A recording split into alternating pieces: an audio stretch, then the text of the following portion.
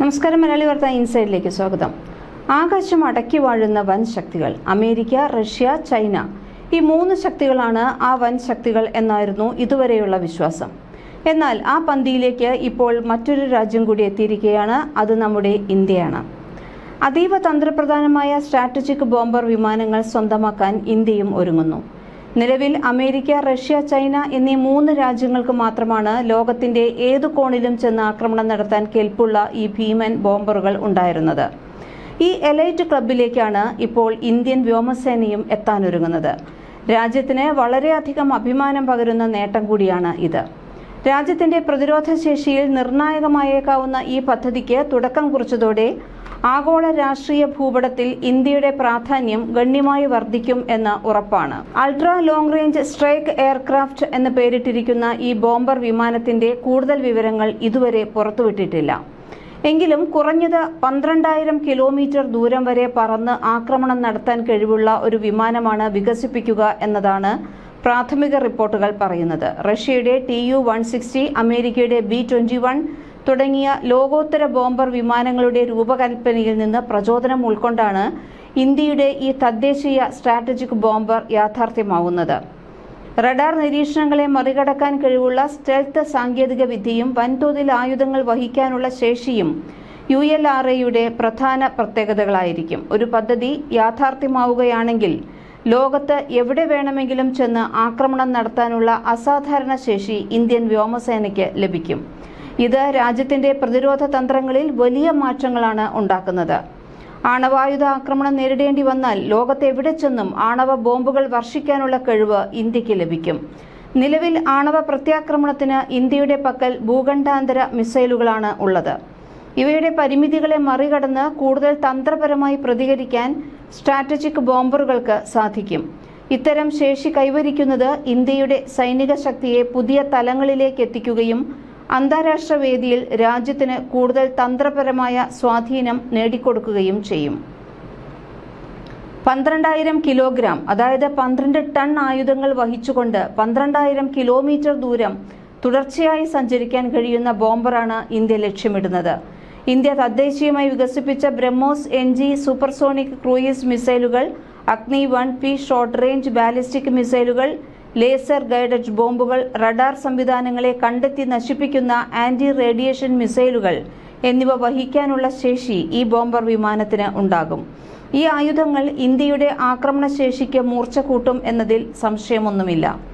Radar നിരീക്ഷണങ്ങളെ മറികടക്കുന്ന stealth ശേഷി, വൻതോതിൽ ആയുധങ്ങൾ വഹിക്കാനുള്ള ശേഷി എന്നിവ ഇന്ത്യയുടെ അൾട്രാ ലോങ് റേഞ്ച് സ്ട്രൈക്ക് എയർക്രാഫ്റ്റിന് ഉണ്ടാകും. നിലവിൽ ആണവ പ്രത്യാക്രമണത്തിന് ഇന്ത്യയുടെ പക്കൽ ഭൂഖണ്ഡാന്തര മിസൈലുകളാണ് ഉള്ളത്.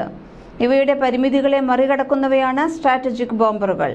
ഈ മെഗാ പദ്ധതിക്കായി റഷ്യയിൽ നിന്നും ഫ്രാൻസിൽ നിന്നും സാങ്കേതിക സഹായങ്ങൾ ലഭിക്കുമെന്നാണ് റിപ്പോർട്ടുകൾ.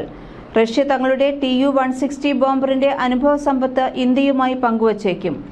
എയർഫ്രെയിം രൂപകൽപ്പന, പ്രൊപ്പൽഷൻ സംവിധാനങ്ങൾ എന്നിവ വികസിപ്പിക്കാൻ ആവശ്യമായ അറിവുകൾ റഷ്യയിൽ നിന്ന് നേടാനാണ് ഇന്ത്യയുടെ ശ്രമം. ഫ്രാൻസിൽ നിന്ന് ബോംബർ വിമാനത്തിനാവശ്യമായ ഏവിയോണിക്സ്, സ്റ്റെൽത്ത് സാങ്കേതികവിദ്യ എന്നിവയ്ക്കാവശ്യമായ വിവരങ്ങളും ലഭിച്ചേക്കും. ശത്രു രാജ്യങ്ങളുടെ വ്യോമ മേഖലയിലേക്ക് കടന്നുകയറുമ്പോൾ പരമാവധി അതിജീവനം ഉറപ്പുവരുത്തുക എന്നതാണ് ഇതിലൂടെ ലക്ഷ്യമിടുന്നത്. ഏത് എഞ്ചിനാണ് ഈ ബോംബറിനായി വേണ്ടത് എന്ന കാര്യത്തിൽ ഇതുവരെ അന്തിമ തീരുമാനം ആയിട്ടില്ല.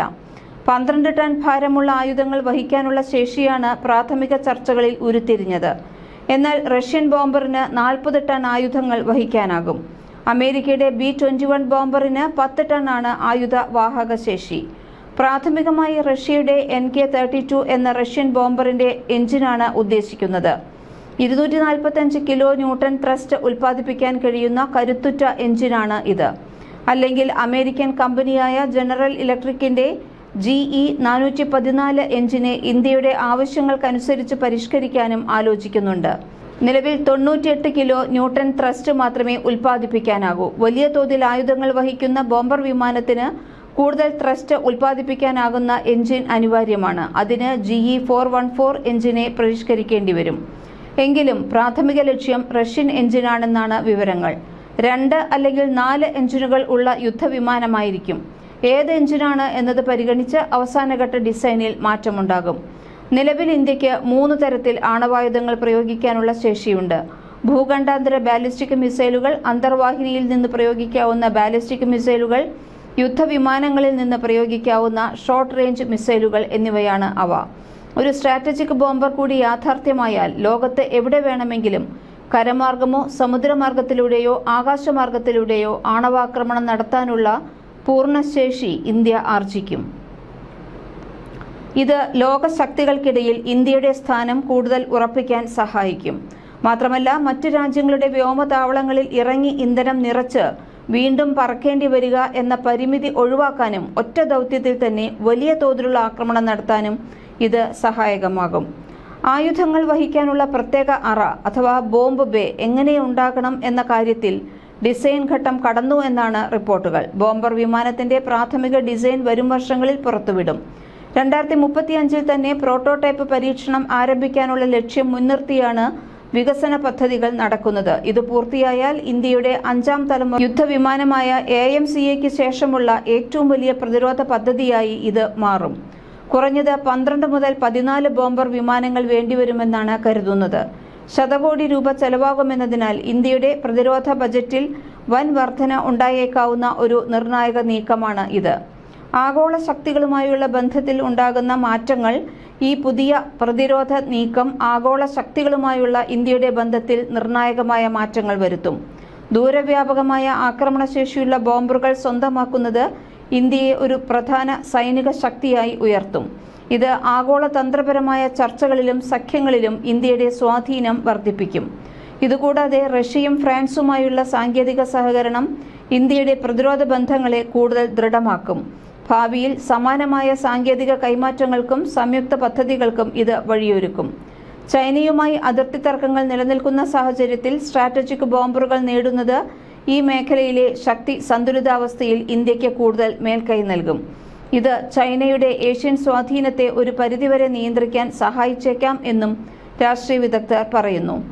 ആണവായുധങ്ങൾ പ്രയോഗിക്കാനുള്ള ഇന്ത്യയുടെ ട്രയാഡ് ശേഷി കര, കടൽ, വ്യോമം ഇവ പൂർണ്ണമാകുന്നതോടെ ഒരു ഉത്തരവാദിത്തമുള്ള ആണവശക്തി എന്ന നിലയിലുള്ള ഇന്ത്യയുടെ സ്ഥാനം കൂടുതൽ ശക്തിപ്പെടും. ഇത് അന്താരാഷ്ട്ര തലത്തിൽ കൂടുതൽ ബഹുമാനവും ശ്രദ്ധയും നേടും. വിദേശ ശക്തികളെ പൂർണ്ണമായി ആശ്രയിക്കാതെ സ്വന്തമായി ദീർഘദൂര ആക്രമണശേഷി വികസിപ്പിക്കുന്നത് ഇന്ത്യയുടെ തന്ത്രപരമായ സ്വയം പര്യാപ്തത വർദ്ധിപ്പിക്കും. ഇത് രാജ്യത്തിന്റെ പരമാധികാര തീരുമാനങ്ങൾ എടുക്കാനുള്ള കഴിവ് മെച്ചപ്പെടുത്തും. ചുരുക്കത്തിൽ, ഈ ബോംബർ പദ്ധതി ഒരു സൈനിക മുന്നേറ്റത്തിനപ്പുറം ഇന്ത്യയെ ആഗോളവേദിയിൽ കൂടുതൽ ശക്തനും സ്വാധീന ശക്തിയുമുള്ള രാജ്യമാക്കി മാറ്റുന്ന ഒരു നിർണായക ചുവടുവയ്പായിരിക്കും. മലയാളി വാർത്ത, ഇൻസൈറ്റ്.